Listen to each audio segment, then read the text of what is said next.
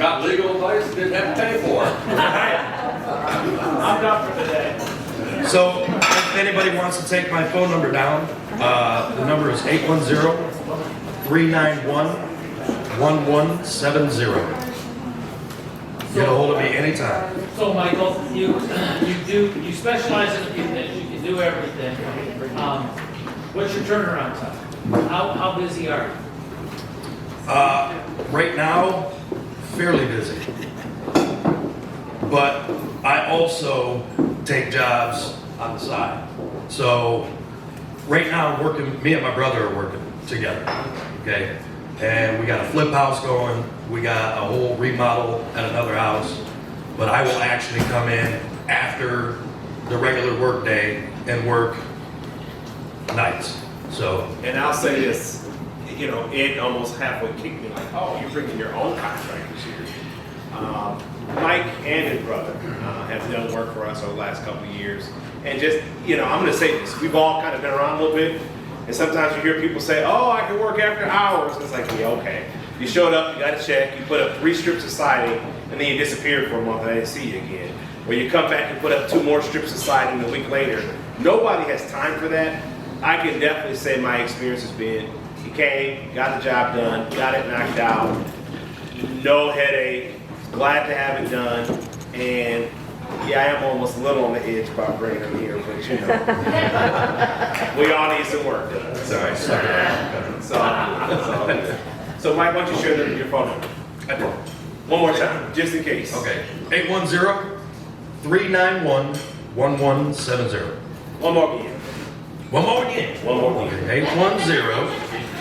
810-391-1170. And I do have business cards for anybody that wants them. I would suggest. And I'm gonna DBA. Thank you, Mike.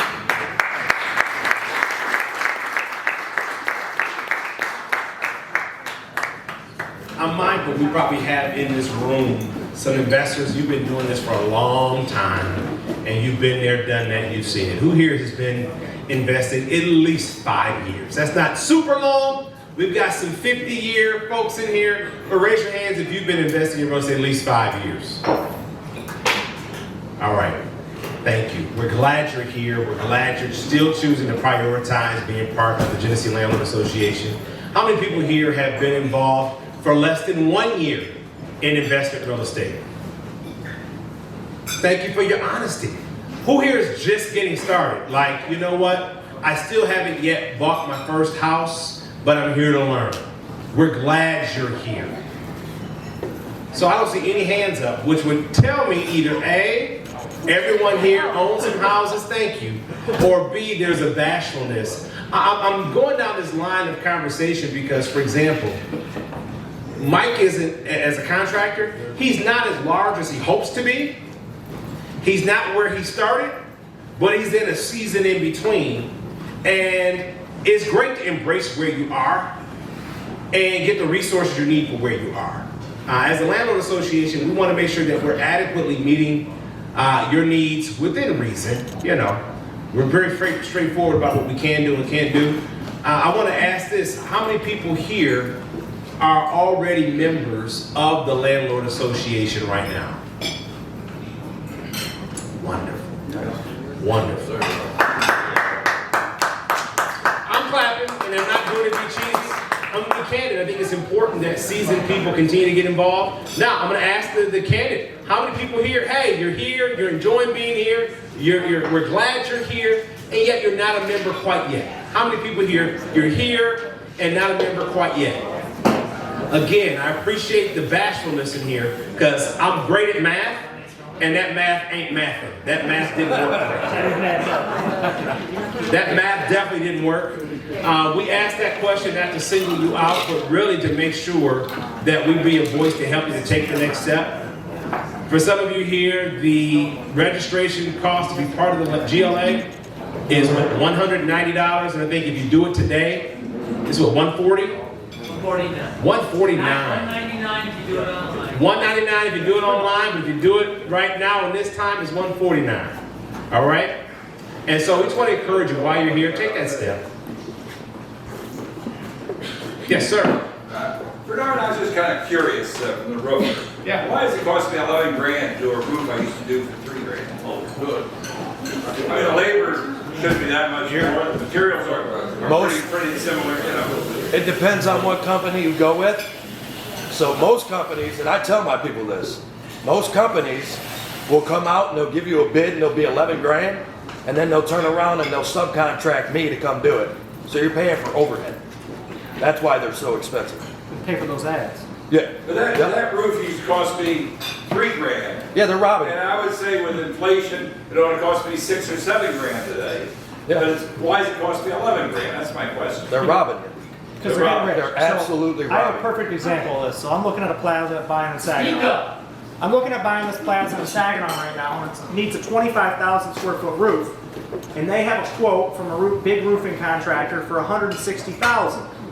So I call up ABC Supply, and I'm like, all right, TPO, what are the two thicknesses? 040 and 060. I'm like, all right, the thicker one. I can put the better TPO on the roof. I don't know what their quote covered. The material is 30 grand. Yeah. That's without ice and not ice and water shield, ISO board, insulation board, and the ISO board's an extra $1 a square foot. So and that their quote did have ISO board, which was an option. So, and I called and get a price on just the labor, and I get the labor done for $1 a square foot. So I can get that roof done for 90,000 less or something than what that quote is. And I trust my contractor. I don't know who they're sending up there. And my contractor's going to be happy. It'll be probably his biggest job all year. He's going to be super happy. And he's still making good money. But if jobs are competitively bid, they ought to be pretty close to each other. And I see this big wide variance.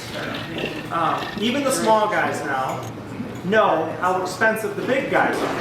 Yeah. So now the small guys have jacked their prices up, say 25% more than they used to be, because they're still 25% less than the big guys. So we're getting taken on these roofs. Or these people finally can afford to live on the lake too. Okay, what about the OSB boards that went from like $9.95 up to $60? All that price come down? Lumber is at 4-year lows. Lumber's at 4-year lows. But shingle prices have creeped down a little bit with oil prices, but the delivery fees are through the roof now. They're charging you double, triple what the old delivery fee was. Yeah. Mike, did you get a question? I did not. I was. OSB boards, did that come down in price? Yes. How much? Used to be Almost half. $9 and. Almost half less. So it's what? Well, it was up to. It depends on what size you get. Well, the regular one. But half inch is, I think it's like $15. The price has come down that much? Yeah. Wow. 3/4 is like $22. Oh, that's It great. used to be like 60. Yes. So- That's 60, right? Yeah. During the pandemic. Yeah, so don't let whoever you got working for you lie to you and say, oh, well, we got to pay for materials, because some of the material is actually coming out. That's great. I think part of what you're hearing is the importance of getting multiple bids. I think a lot of what most of you Yes. understand is the importance of knowing, Always is get that the relationship. Go ahead. Always get 3, That's it. at least. Get multiple bids. Go with proven people. I think one thing that's important is make sure in these networks, for those that are willing to share, if someone's had a positive experience with someone, at least once, if not more, that's great. Take that to heart. And as you described, I think there's some viability in that. And you understand it. We're investors. So on one hand, we understand that we're trying to buy at this price that's worth this price and win in this margin. Business people are doing the same. So if they can, sell you a $25,000 job that it costs them $15,000 to do it, then they've got a certain margin of overhead, they make 5, 7, 8 grand on it, that's their business model. There's a fine balance. Henry, I remember days when, labor was cheap, material was cheap, And there was not the same labor market here, you know, 10, 15 years ago. $50 on, $50 off. And now it's not the same, and you know, unless you've got somebody secret in your back pocket that gets it done cheap, it's more competitive. And I've found personally, it's better for me to spend more and get a better job with someone I can trust than to keep trying to squeeze and get a cheap deal like it was 15 years ago. Because the only person who's going to pay for it in the end is me. So that being said, Mike, we're glad you're here. Are there any other questions? Last thing I want to say is this: if you're first time here or you're not presently a member, hold that up for me, Brian. Genuinely, let me just say this: take the step today. I'm usually not this direct, but I am going to be. It's $150. The cost of having to take a bad tenant to court, the cost of having a bad tenant sit in your house for 2 and 3 and 4 months, the cost of hiring the wrong contractor or taking the wrong approach with somebody can cost you thousands of bucks. And that $150 investment is a drop in the bucket to be associated with the kind of wisdom and information and experiences here to save you some headaches. You don't want some of the real estate headaches that are out there if you don't have to have them.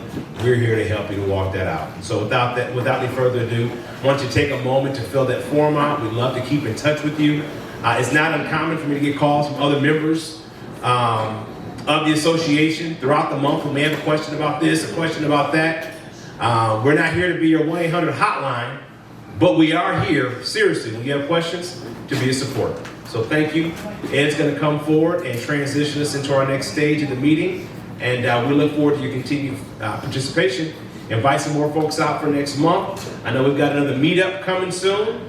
And we just want to keep everything full. Thanks. Thank you, Bernard, for all your wise words. All right, so before we get into our main speaker, seems that we do have an election this round, and the election is tonight. I just wanted everyone that is running the opportunity that's here to introduce themselves. So I'm actually going to start at the bottom right. Well, I guess I'll start with myself. So I'm Ed, and I guess I am currently the president of the Genesee Landlord Association. And if you would have me, I'd love your vote. So we're going to start at the bottom because the bottom has people that are members, so they can, already on the board. So new people that are running don't have to go first. So Brian, can you stand up and introduce yourself quickly? I'm Brian Udell, I'm the current treasurer, been on the board forever. At least it feels like it. Yes. Henry? Harry Tatum,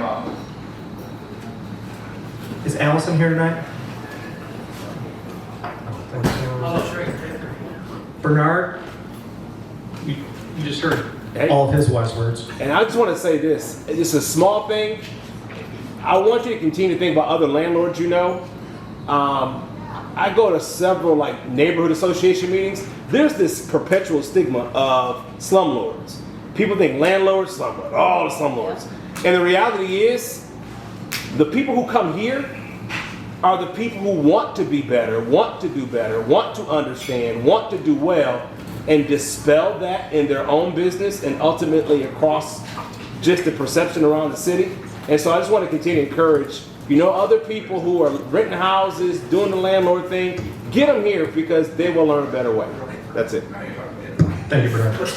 Bobby? Bobby? Okay, I'm Bobby Kirby. I'm currently your executive director. I do your meetups. We haven't had in a couple of months, I don't think, but I have brought you some magnificent speakers. Yes. Yeah, so I look forward to doing them later on in the year. All right, Bobby does a good job. She does. Mike Kennedy. I'm Mike Kennedy, board director here, been here a long time. I don't know how many years I've been aboard. He's also a cattle farmer, that's why he uses the word bread. But enjoy. You guys vote for me. Happy to have you. Terry Hansen, founding father.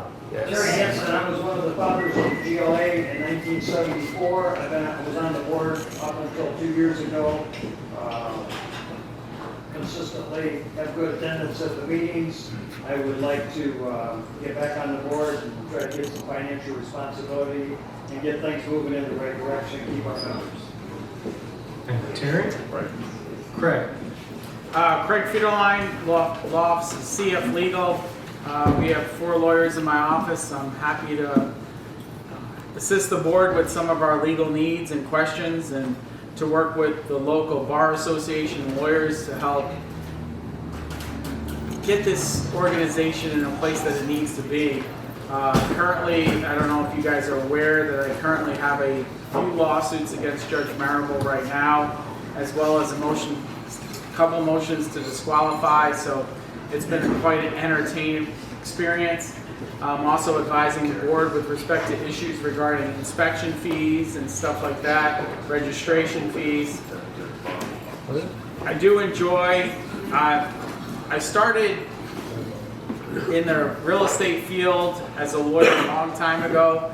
My uncle owns over 300 apartment buildings in the Bronx. Actually, what you were saying, like, hey, who's an investor here? I've always wanted to be an investor, but really, I'm not yet. It's kind of crazy to say that I'm a lawyer on the Tennessee Landlords Association, but I don't invest in a lot of real estate. It's not that I haven't wanted to do it, it's just the right opportunity hasn't posed itself for me. But I am here for you. I'm here providing a service, and that's why I'm on the board. And anytime anyone has a question, I provide a free consultation to any member of the bars, the association here, so that I can answer your question as best I can. I try to advise the board the right moves we can make to try to save you money, to try to do what's best for Flint and this area, and it's just it's a difficult job, but I can tell you I enjoy being a part of the board, and thank you if you allow me to continue to be a board member. And Craig has successfully sued Genesee Township on behalf of one of our members. That is one of the things that we do if municipalities decide to break the law. We try to hold them accountable, and Craig sued Genesee Township on behalf of a member, and they now take water affidavits and honor water affidavits again. Good. Nice.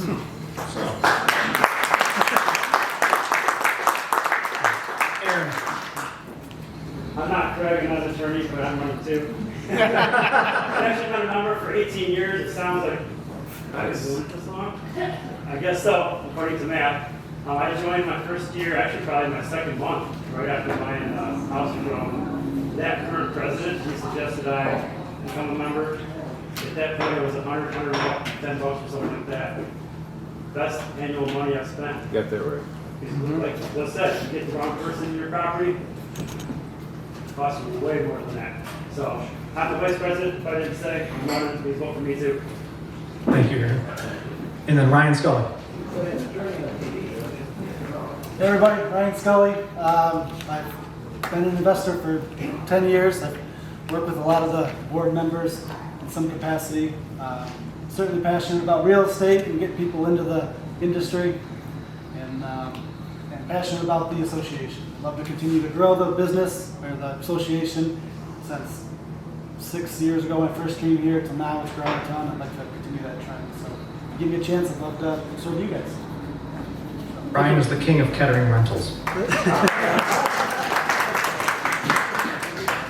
It's the only person I know with a tolerance to deal with them. All right, so on to our main speaker. We have Heather Griffin, coordinator of City of Flint Waste Services. So please help me welcome Heather.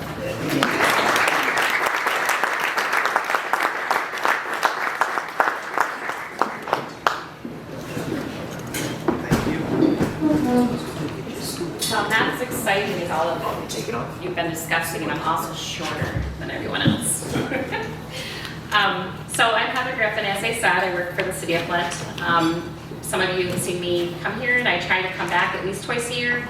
One of the things I find, well, and a little side note, Bernard, you were dead on. What you just said to the members here is exactly what I say on the phone. I said I come here because you all care. You guys want to make a difference, whether you do it and we all do things a little differently. That's okay. Accolades to all of you because you're here for a reason. So thank you for that. It helps my job as well. But that's why I try to keep open communication and come here at least twice a year or so. So today's event, we're supposed to have a representative from Priority Waste, who is the City of Flint's new waste hauler, and then also our light director. And some of you have met him, he's been here before as well. Unfortunately, he had some change of plans, and he's actually in Florida still. So unfortunately, we're in here, not in Florida. I'm going to try to just, I have a bunch of ideas and thoughts I want to share with you. We were all going to do it separately, but I'm going to kind of give it all to you. So I may be out of order, out of context, but we'll do my best. Gary is in the parking lot, but he is not in here yet. So one of the complaints that came, or not even a complaint, it was just an area of concern when Arnold was here, is that a lot of you had questions, well, who do I call? So I know that not everyone has a place that they rent in Flint. So this is going to be the same even if you're in another community within Genesee County. Each municipality is going to have a sector that you call for a specific reason. So some of you know those numbers, some of you are not aware that there are avenues for you to take. The big ones are water and sewer. So in my role for the city, I work with sanitation. I also run the urban forestry program. So I'm the one that usually gets complained to first when you have backup in your basement. Unfortunately, I am not the person that can resolve that. I can help you with the tree and I can tell you what's going on with the tree, but then that falls into sewer. City of Flint has changed their website. I'm not sure if you're familiar with how that is set up. I have checked several other municipalities' websites as well, and they have a very similar context in how you find it. It might be set up as a question, you know, a common question like, who do I call for this? And then you got that number. The City of Flint, you kind of have to know who to call, but it is, with the new website, a little easier to access that. So if you're familiar with a backup, obviously that's going to be sewer. That's run out of our water service center, and it's a direct number to sewer. So if you call the water service center, it will give you a prompt to choose sewer or to choose water. Or if you go to our website, it will give you the direct number to do that. One of the areas that we're relaxing is the urban forestry program. That there is absolutely nothing on that website. So this is just a secret society. You all know about me now. So you got a tree problem, you call me and I'll try to help you with that. Gary Hicks did arrive. So he is with Priority Waste, and he'll be here to answer questions that maybe I don't touch on. But he wanted to make a presence and let you know that he's here to support the City of Flint persons. So let's see. Here's a little side notes. I was jotting down to see how I wanted to go with this. Blight questions. That is going to be a big thing today. That's like close to your heart, right? If there is a problem at your residence when it has to do with your maybe a move out eviction, that's every time I come here we discuss that. Evictions are a tough gig. When you have to go through that process and that stuff has to sit there for 24 hours and it just gets smeared across your property and anybody else's. And then you may not be in this area and you might have either a house manager or you may have to wait the 24 hours and go back, and then you get there and you walk into ungodly mess. It's a tough draw for all of us. What I can tell you is, as soon as you can get prepared and set at the curb, the better we're able to manage getting it picked up. Unfortunately, when we had Republic, we had a different program where we could call in and we could do a special pickup for you, and with the new company, that is not one of their programs. So it falls on the day of service that you have, and that's when it should set out. I always recommend to people, if this move out happens on Monday and your service on Friday, bag it up and put it behind the house or something, get it out of the way so people aren't walking up on it and ripping it open. I wish there was an easier way, but I can tell you there are two options. If it's, let's just say it's a move out by choice and the person leaves stuff behind on their own accountants. There is an opportunity with a City of Flint license that you can contact Priority Waste and you can take up to 1 cubic yard. So generally it's going to be the bed of a pickup truck or a smaller mobile trailer. And you can take it with an appointment over to their yards, which is on Commerce Drive, and you'll be able to drop that off for free. So that's one option, but again, it's only one time per year for someone who has a license that's identified as a homeowner or a resident of Flint. Obviously, another option is always dumpsters. That's something in the past that we encouraged and pushed for. And then when our program got a little bit more excited and heated around the city of Flint, we had a lot more opportunities that were available to us. Now we're back on task and we have to follow the contract as it is. I always recommend to people, especially if you're cautious of your construction material, it is not unheard of that you hire a contractor and they have a reputation of being a great contractor, and then next you know, the blight department finds the contractor's material over in a pile somewhere so that they don't have to pay the waste fees. Kind of watch for that on your contractors, because we do have a very strong blight team right now. We have the director, we have 3 personnel in the office, and we've got 9 workers.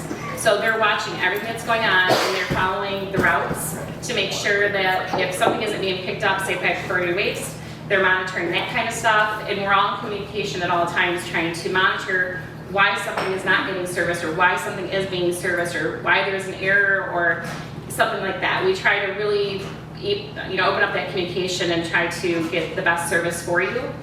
Unfortunately, because when you have that eviction or that move out, there's just so much material, sometimes it can be really difficult for it to get picked up. This is just a side note, and I guess my personal concern or view.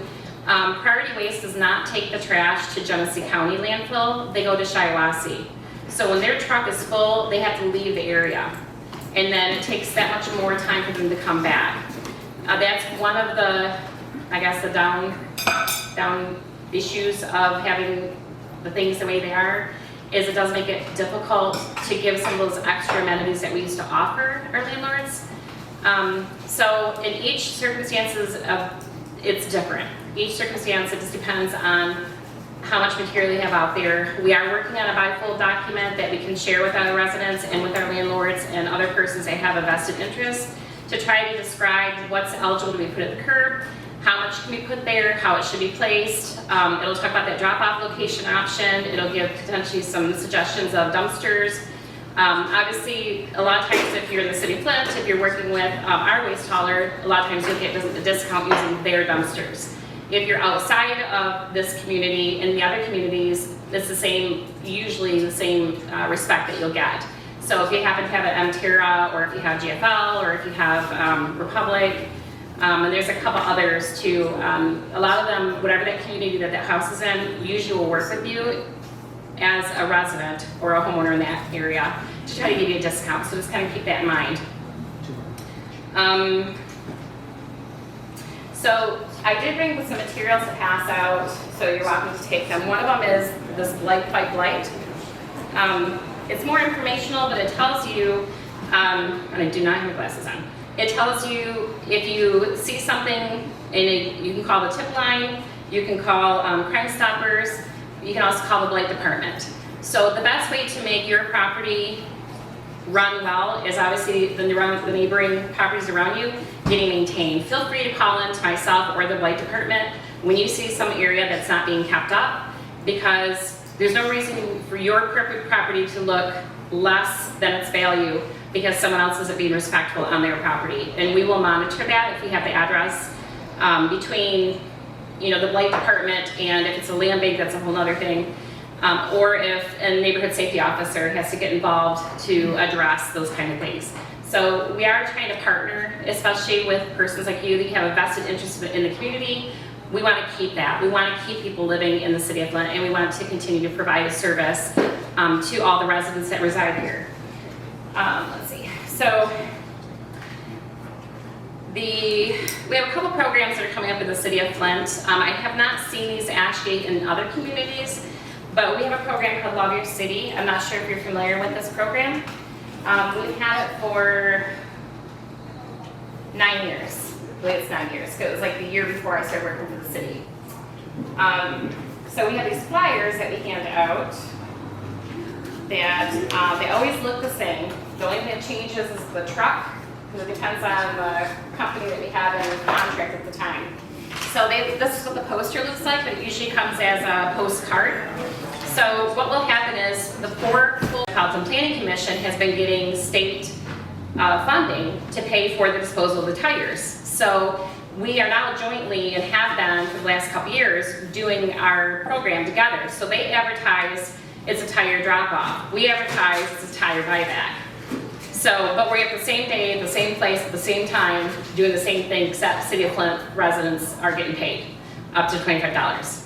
So that's our incentive to try to allow people the opportunity to responsibly dispose of a tire, and then they get some benefit from it. So, and it also helps because some people actually go around and pick up the tires for us. And for about 2 months after, we have a really good movement of clean areas, and the tires are gone. And we don't have to do it in our staff because we don't have no staff for that either.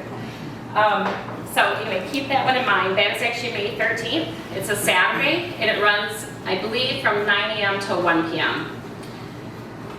Let's see. The paint recycling. I'm not sure if you're aware that Habitat for Humanity Restore does a paint recycling program. So if you have latex paint that you want to get rid of, it's older, maybe it was left in the house when you bought it, you can drop it off there. It goes to another company that actually filters it out, and then they recolor it is what they do. And then you can actually purchase paint. I'm not sure if you're aware of that. So if you're ever doing some painting around the houses you have, it's pretty economical paint. They have a list of about 12 colors, I think, that you can choose from.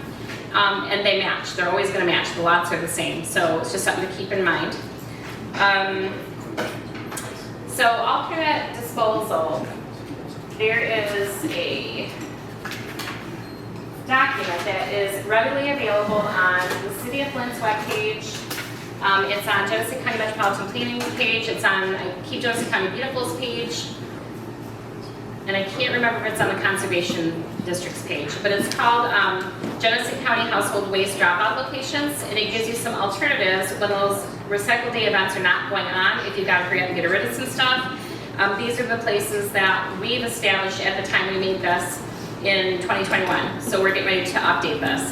I'm going to leave these here, but you can also access it online, and it can be a really great resource for you when you're trying to get rid of something.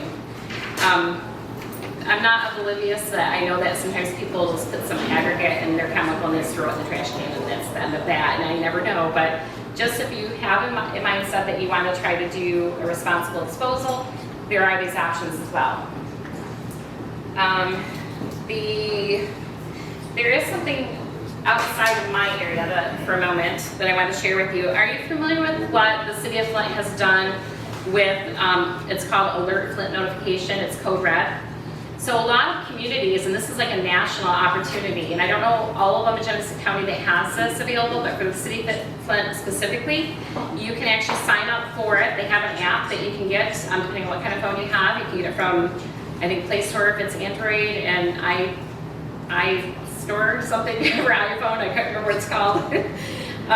So anyway, this alert would allow you to be aware of street maintenance activities, oil filter water activities, missing children, active shooter, natural disasters, evacuation, shelter in place, those type of things. All those emergencies that come up that you tend to hear, like either when the alarms go off in the community, this gives you the alert as soon as it's available. To access this, you can actually just go to, if you want to pull it from, it's App Store. Got it, App Store and Google Play. It's just called Code Red Mobile Alert, and it's an application that you can download. Or if you just want to get signed up for it, you can actually go to the City of Flint website, and then there's an Alert Flint. You just do /Alert Flint. Or you can text the word Flint to 99411. And that puts you in connection with what's available in the City of Flint. Like I said, this is just new for me. This is only this week that I've gotten the information, so I haven't had an opportunity to look at other communities, but they do say it's a national option. So I know other communities have considered it or are using it. So there is for the City of Flint, Priority Waste has put together a newsletter for us. Unfortunately, it's all electronic. So if you don't use electronic for like emails or using websites to find out information, you can always contact me. I can always mail you stuff. I do that all the time. One of the things that happened to us when the city of Flint first came into contract with Priority Waste, is that we asked that they mail out something to every residence that had a water bill. That was the only thing you could think of at the time. So they sent something to everyone's home, and I truly believe what happened was that the residents who received it thought they were selling a dumpster, because it was a pamphlet that was folded in half. On one side it had their address, and on the other side it had dumpster. So I know if it came to my house, I'm like, well, I don't need a dumpster, I can go away, right? And I think that's what happened. So people were calling, I'm like, well, did you get our newsletter? And they're like, I don't think so. What it looked like is it looked like this. The front of it looked like this when you first opened it. And I'm not sure if you saw this, but this has all the general basics that we had in place when they first came into contract. There are some other things that we've changed along the way, and we've had some other options. Like, it's not mine, I didn't do it. It has a lot of the information that you may need just to understand when things can be put up and what kind of things.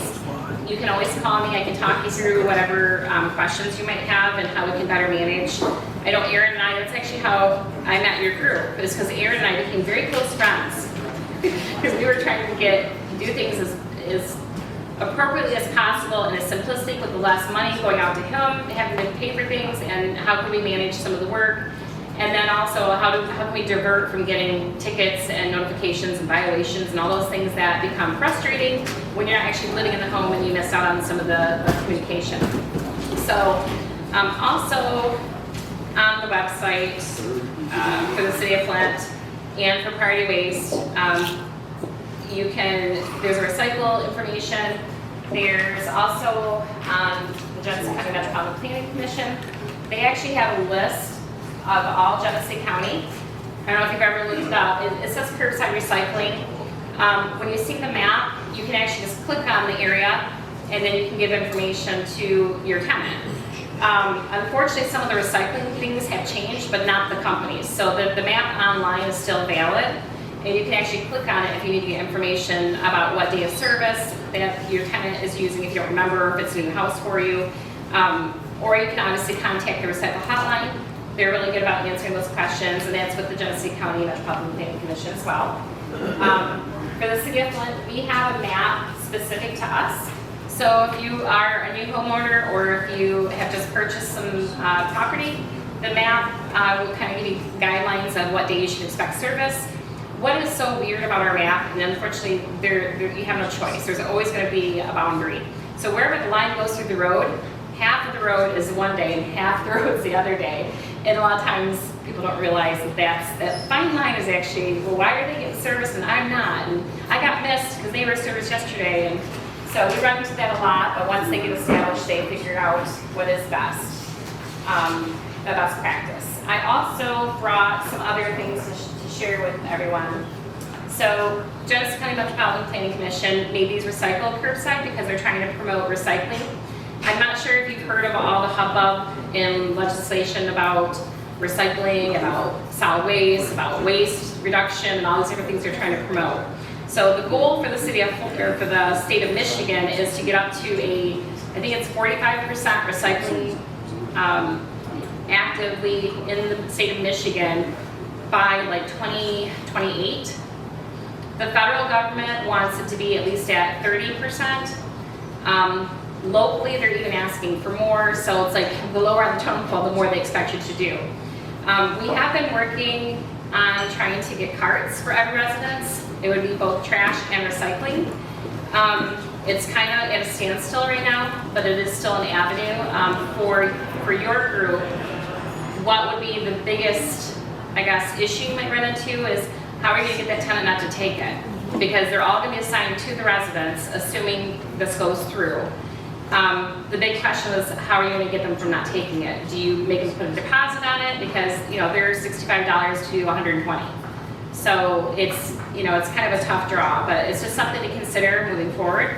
I know some of their tenants will call me and they'll say, hey, I just moved into this house. I'm just wondering if you could bring me over a trash can. And I'm like, oh, we don't have one yet. So they came from a community that did. So I know that there's an interest in it when it comes to our residents and in the county itself. So that's what prompted them to make these flyers. Some are a flyer and some are stickers. And I guess it got into a little issue being a sticker because some of the persons who do have carts, the company didn't want you putting the sticker on their cart. So it became a little fight here and there, but so we got both. I brought both. It's kind of like the hidden dirty. I also brought you some forklift persons. This is a recycle sticker that you can put on any container to allow your tenant to recycle. And then yard waste container, if they decide not to use the bags or do bundling, they can always use a trash can and just put a sticker on it. Let's see. So there is another group that is very interested in participating and coming here to talk to the group. And I'm not sure if you guys are familiar with our public health office. So in the city of Flint, especially during the water crisis is when we really brought this group in, and now it's been refined and it has a different name and they offer different options for people. But it's really a great resource not only for you as landlords, but for your tenants if they have any questions. Like today when I was talking to them just to try to get some information so they can share with you what options are available. You know, they are the place that you go to if you need a water filter. They're the place that you go to if you're happy to have a conversation about getting a water heater put in the house. There's all these different things that they're the resource, they can help you. And obviously United Way and 411 and all those agencies also all work with this group. So it's just like a one-stop shop where you can get a bunch of information. So as I was talking to them today, they were like, oh, we even have drug addiction options. I'm like, okay, what? So they have fentanyl test to check. And so I said, well, I'll share that you have drug addiction assistant options through this program as well. Who would have thought? I'm like, really? I just thought we were talking about filters. So I do encourage you to look at the website. It is right on City of Flint. If you go under the mayor's tab, at the bottom it'll say public health, and it gives you a whole bunch of information. And I mean, that's what this whole pile is, their website information. It doesn't even touch what resources they have available. But anyway, they are interested in coming here. I did send Aaron an email to let him know that they would like to have the opportunity to come and talk to you. So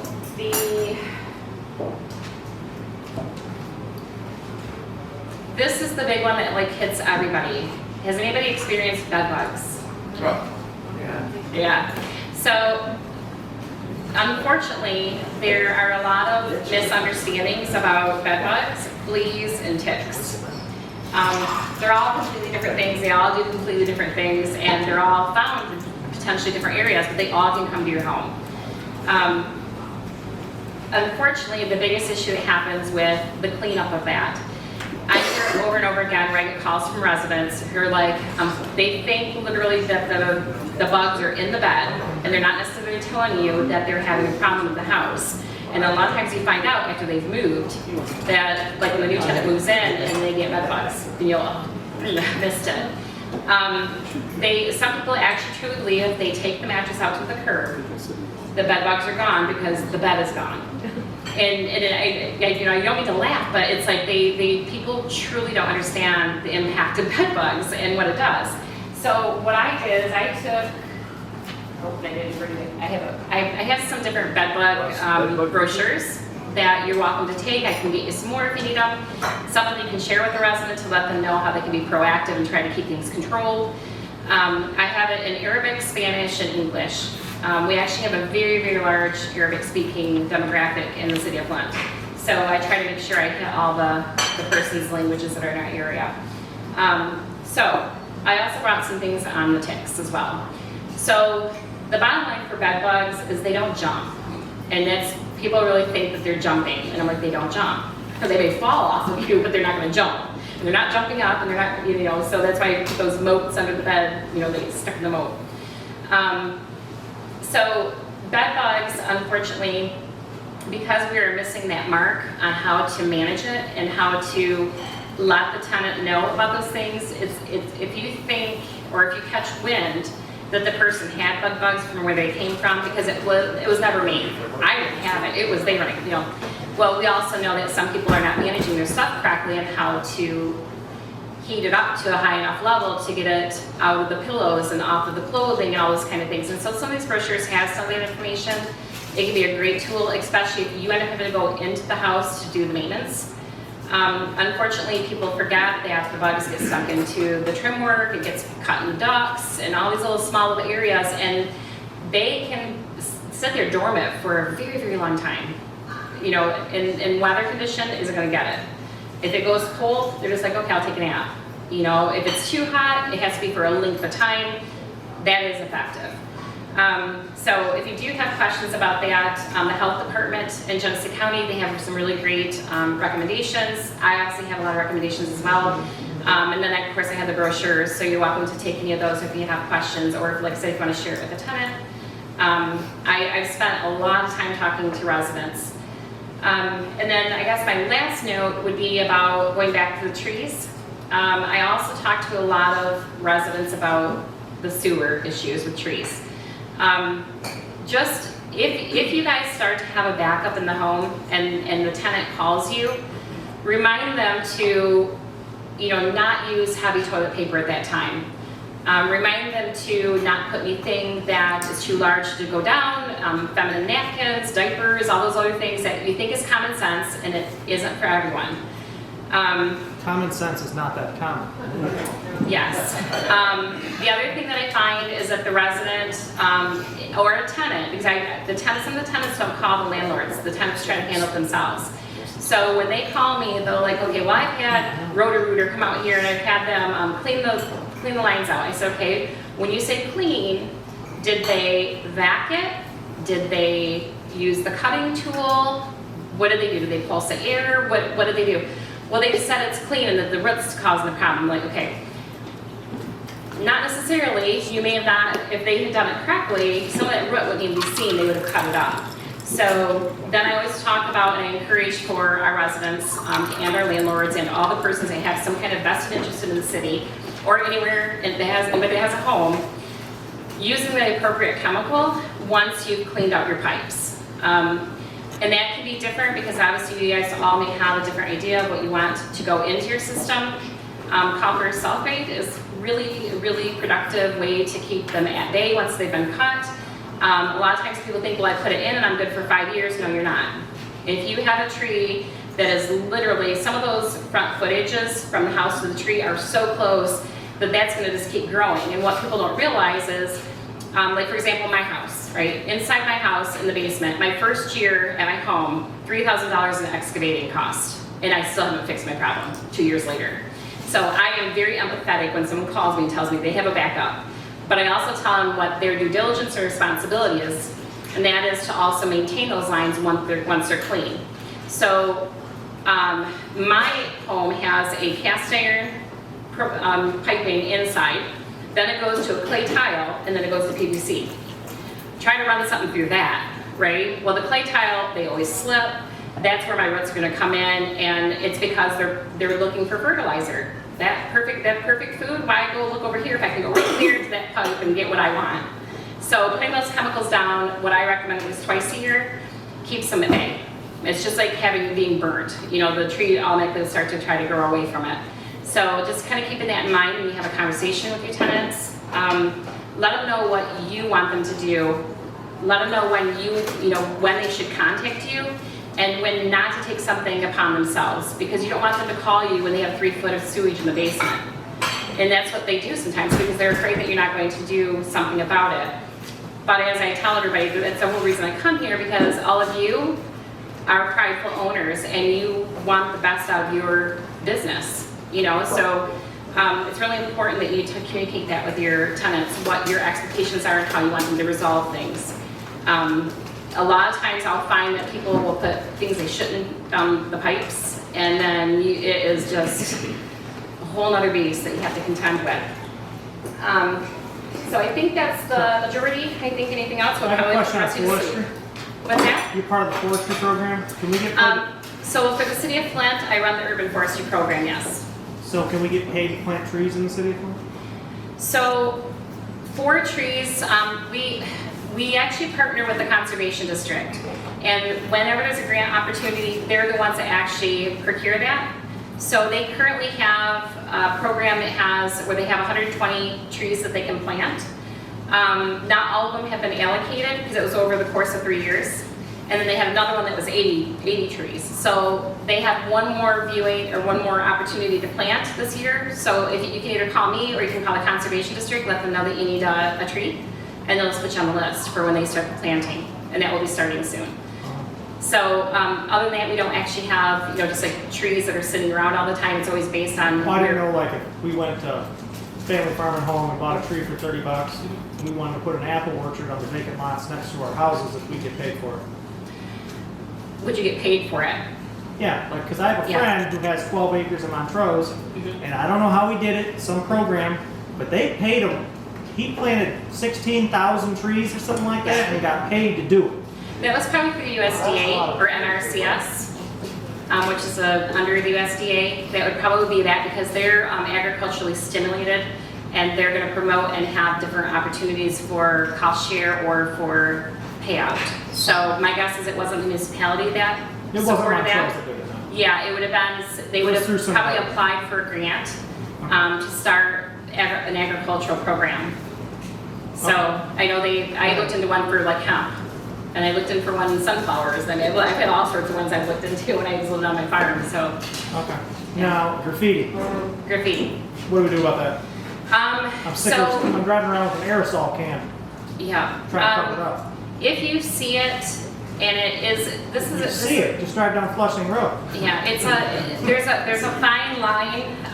What people don't understand is who is responsible, right? The first answer when you ask a question, we'll tell you, oh, that's not my job, and that's the biggest complaint, right? Well, I thought you're the resource. No. Well, there's this fine line on who owns what. So, for example, for my area, I'm from the curb to the sidewalk. That's my little area, and then the tree will be like just over on the other side of the sidewalk. Well, yeah, but that's still close to the sidewalk. It should be yours. So we go back and forth.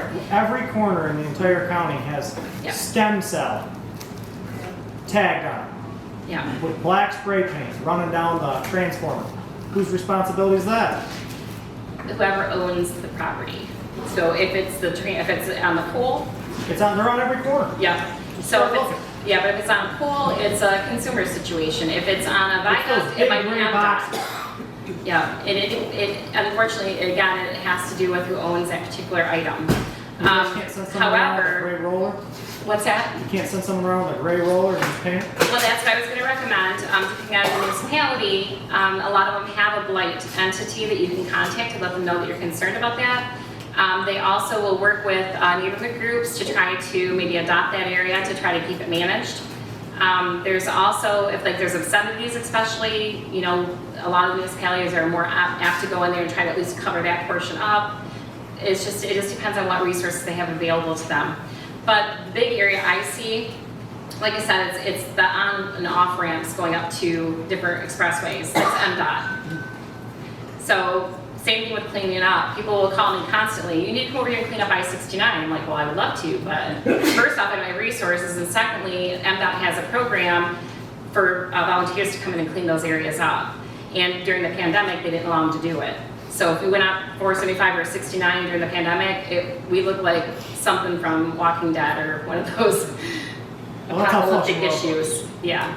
And it's frustrating. It's frustrating. So what I would recommend, if you see something, my card is here. You can always send me a picture of it, and I will absolutely reach out I'm to the talking about resource like center. 15 buildings that have graffiti. Whatever. If you see a certain problem and I can find someone to help with it, I will do that. I've made miracles. I assure you. There's things that I've been able to do that I'm like, ooh, I don't know how I did that. Like, yes. So I mean, all I have to do is ask. I just start reaching out to the right people.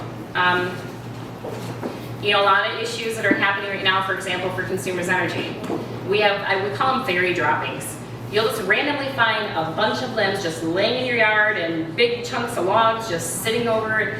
When Consumers Energy comes through and does their grid cleanup, because they're doing a maintenance run right now of about 20,000 miles worth of area that they plan to do over the next couple of years. They just come in, they cut it, they drop it wherever it lays. If it's an emergency, nothing gets moved. If it's a maintenance program, they will chip anything under 4 inches in diameter and leave everything else behind in a, I quote, neatly contained pile of material. I don't know if you've ever seen this or you've had this happen yet from Consumers They hacked Energy. some of my trees in one of my office buildings. Yeah. They took Yeah. half the tree off. So like, Oh, I yeah. have a tree that's like this and like Yeah. this. Oh, yeah. Is that the most ridiculous thing ever? And they left the branches on my property. Oh, yes, they do. Yes, they do. And if it's in your right of way, you can always contact me and our streets department will come and get it.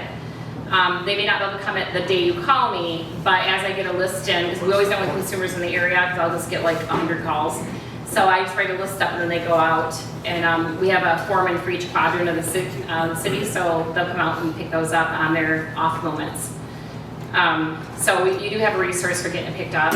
Unfortunately, when you have a lot of debris like that, once it's over 2 inches in diameter, it's not eligible for curbside service. So unless you have a wood burner, what are you gonna do with it, right? So the next option is you have to take it to a compost facility.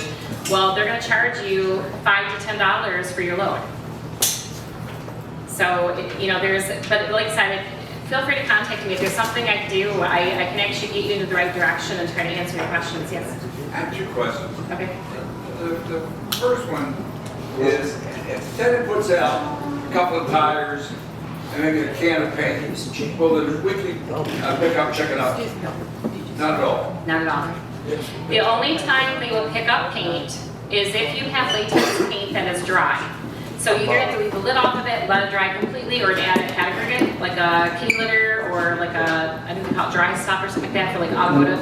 If you put that in there and allow it the time it needs to dry, put the lid back on it and then put it in your trash bag, that's acceptable. But the tires are not eligible for curbside service, period. Any circumstance? In the whole state of Michigan, it's a no-no. No.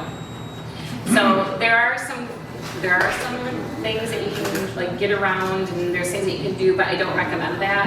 I think the easiest for you is like this recycle event that's coming up. You don't even have to get out of the car, or the vehicle, you just pull up, they take it out. Like I said, if you can identify or have someone with a license that has a city of Flint, will you pay for it? And try to give you some options. So did they answer both the questions you had? Okay. Yes, sir. Okay. Assuming this is forestry, a tree growing up between the curb and the sidewalk is crowding the telephone pole and all the power wires and everything. Do you trim that or do you remove it? Or will you? How long will that take? And I get my name on the list. There's a couple different scenarios or responses to that. If it's in the wiring, generally our contractors will not touch it. I have to call Consumers Energy and get a work order and ask them to come out and trim away from the wires. The last thing we want is they want to get electrocuted. Once that's done, then our department would come and look at it and we would assess what needs to be done with the tree, if anything. Generally, I try to squeeze them in there first, just to make sure the tree isn't declined and needs to be cut down. That way we don't have to make it wait too long in order to be prepared once they get it off the lines that we can come and cut it down. But what they do when you contact me and let me know that you have a tree that needs to be serviced, you just let me know that it's up in the wiring and I can address that immediately as well. And then I just get you on the list. And then once the forester arborist comes and looks at it, he'll just put a door hanger either on the doorknob or he'll put it in the mailbox. Unfortunately, because you are a landlord, you probably don't reside in that home, you may not see it unless you don't have a tenant in there at that time. So that's kind of the caveat. But what you can always do is just call me back and I can give you the status and what you should expect. So, but I am the person that you call to go ahead and call you to get on the list. Yep. Yeah, you can call me or you can email me, either whatever is most convenient, and then I can get on the list and correspond with you. Yep. How do they get a hold of you? So I actually brought my cards. Can you tell me your phone number? So, yeah, I know this. 810, and it's not on this one. 410-1134 is the direct line, so you don't have to use an extension. I work for the Department of Public Works. Their number is actually 810-766-7135, and my extension is 2605. That 410-1134 I just gave you, that actually goes to the same phone. It's just that a lot of people have cell phones. It allows you to put it in the cell phone and then retain it. And you can, a lot of people say trash lady or tree lady. They don't remember my name, but they're like, hey, tree lady. Yes. Did you come to sidewalks? So sidewalks are another beast. If a tree is affecting a sidewalk, you are not responsible for that. You can submit. Cameras on that truck in the hopper, so when you guys throw away or your residents throw away, your tenants, we record. We have all of it. We know exactly what's going on from the curb. You'd be amazed. They missed my trash. I go back and pull the video. Sorry, honey, your trash wasn't out. Because I've got it all documented. It's awesome. Greatest tool for the trash industry that we ever got. But that also responds to both of your concerns. You should never not be able to have service unless it's not appropriately contained or if it's not eligible for service. Yeah, So, I had a house that you guys are not the trash collector for, but I'm just curious. So, I'm doing a build out and I have construction bags on the street. Is there a limit on how many bags they're gonna pick up? Depends on the community. It all depends. Each Their community- contract Because bags literally, or we'll sit out there and we're in the driveway, and my contractor sitting there, he's like, they slowed down, looked at it, laughed. Literally saw the driver laughing in the truck and just kept going. What community was it? Duran. That's waste management, sorry.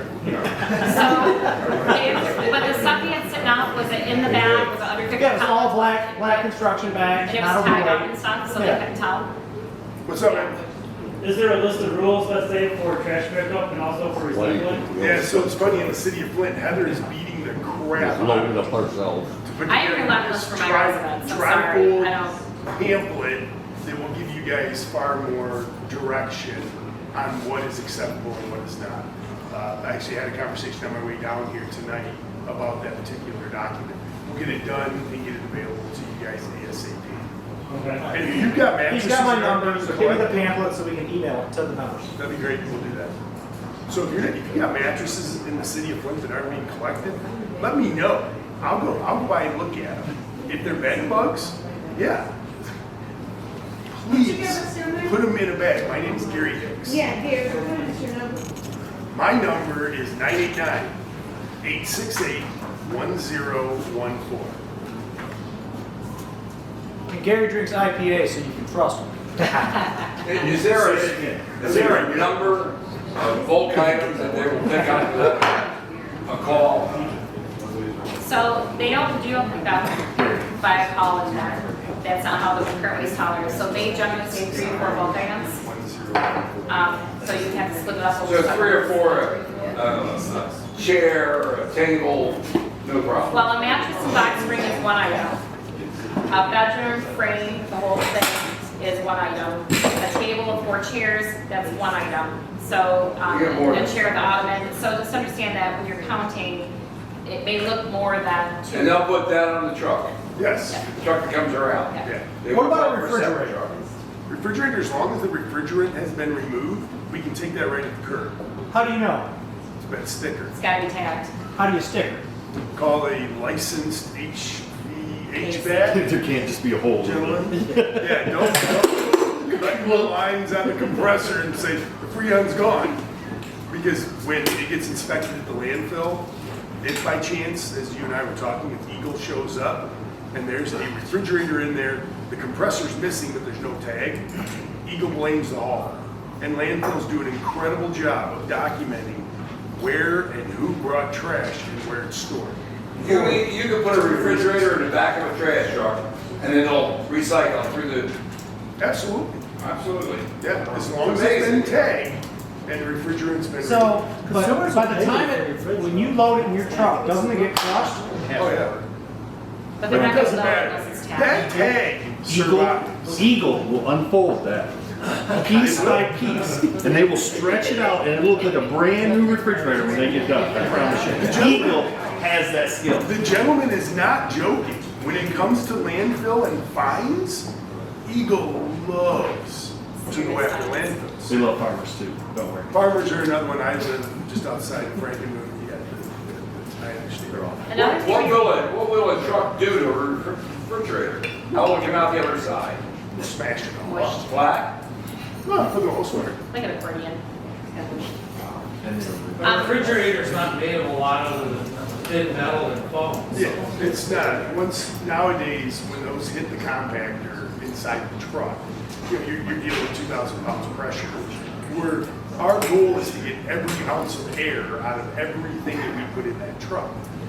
So once that starts packing, that's why we can't do paint. You asked about paint earlier. I did, yeah. Somebody throws a paint can in there that's got liquid paint, we compact it, it starts leaking out. We start spraying cars and painting them colors that they had no intention.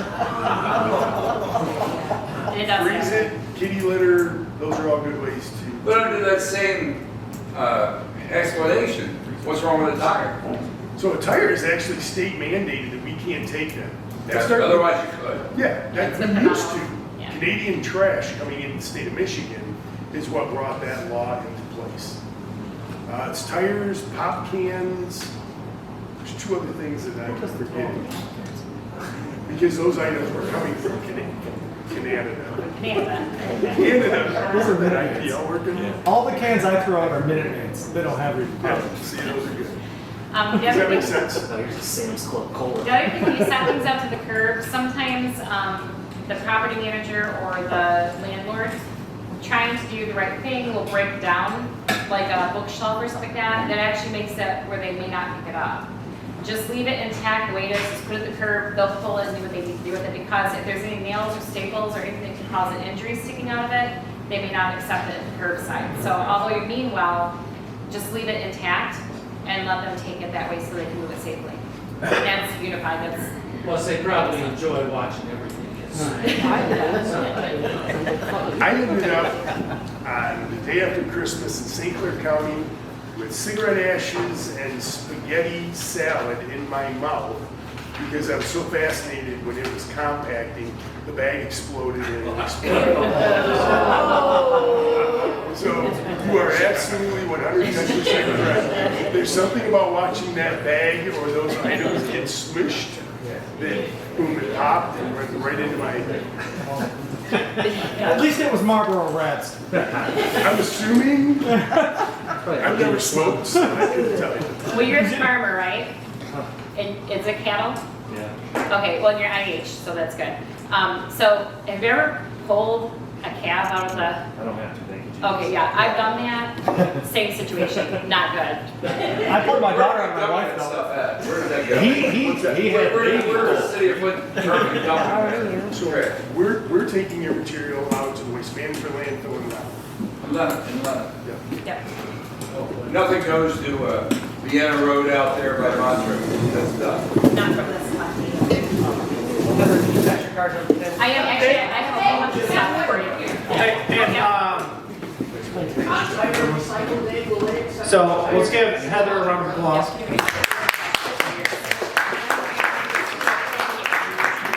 On camera, second what? I don't know. Yes, they have been. And so I believe that's still, we don't advertise it that way, but what I would suggest is just contact me and I can check on it to verify. Because the person who used to approve it, unfortunately, he died last Tuesday. It's terrible. Yeah, it's terrible. So I'm working, we're all fumbling to try to get this going. So I can let you know if you call. 50-50. The proud winner of an unknown amount of dollars. Last four digits, 6424. 6424. Yep, I got more.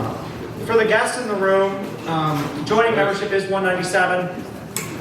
I know Bernard was saying it was $199, and it's only $147, actually not $149, to join when you join at a meeting. So if there's any guests in the room that would like the opportunity to join, please grab myself or another board member who you saw introduce yourself earlier, or Amanda at the table if you'd like to join. So thank you guys for coming, and thank you guys for joining me tonight with these great speakers. And God bless.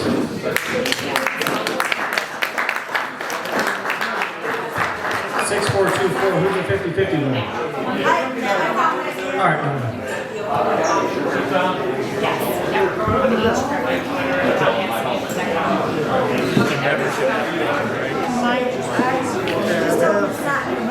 I think the joint twice. had more at one time. Shrinking the size of the. Can you? Redeploy the money. It is an awesome business. It's what you're a waiter. Down there.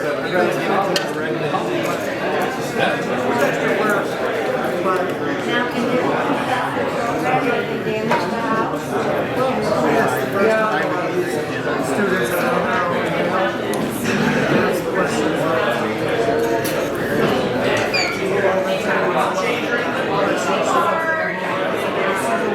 Coaching as well as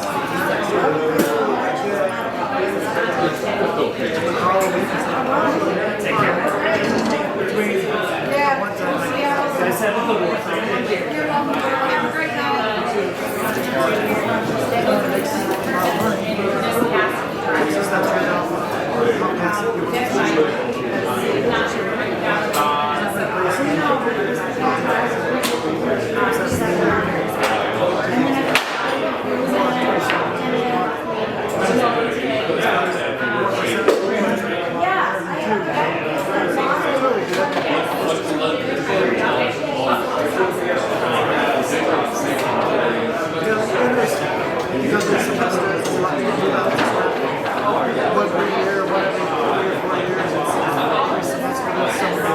And that's what she had, so she's been on this.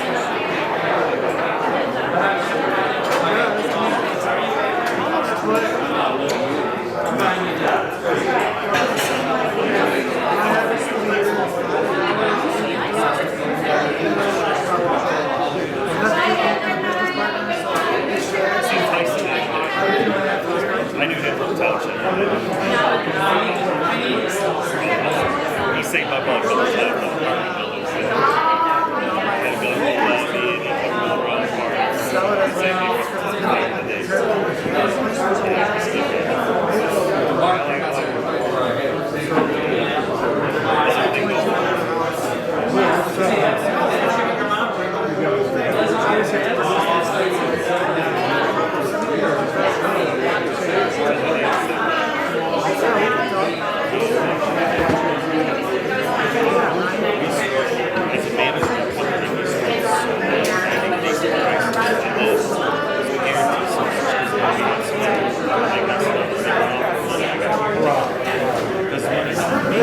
See you at Holly Place. Yes, I did miss last.